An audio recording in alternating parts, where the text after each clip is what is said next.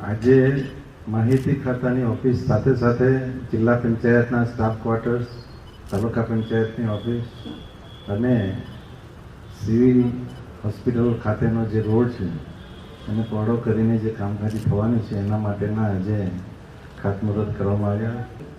આપણે જે રીતે આપણા દેશના વડાપ્રધાન નરેન્દ્રભાઈ કામગીરી કરી રહ્યા છે, નરેન્દ્રભાઈ જ્યારે ગુજરાતના મુખ્યમંત્રી હતા ત્યારે પણ માહિતી ખાતું એટલે કે પત્રકારોની સાથે સાથે સોશિયલ મીડિયાને એટલું મહત્ત્વ આપતા હતા કે આ જે આઈનો છે, અરીસો છે અને એના માટે આપણે બધાએ પોઝિટિવલી કામ કરવું જોઈએ અને એ રીતે એમણે ઘણા બધા સુધારા પણ કર્યા. આપણે માહિતી ખાતું ફક્ત સમાચાર આપે છે એવું નથી, પણ માહિતી ખાતામાં આપણને ઘણી બધી સરકારી યોજનાઓની માહિતી મળે, એનો લાભ કેવી રીતે મળે એ માટેનું સાહિત્ય મળે.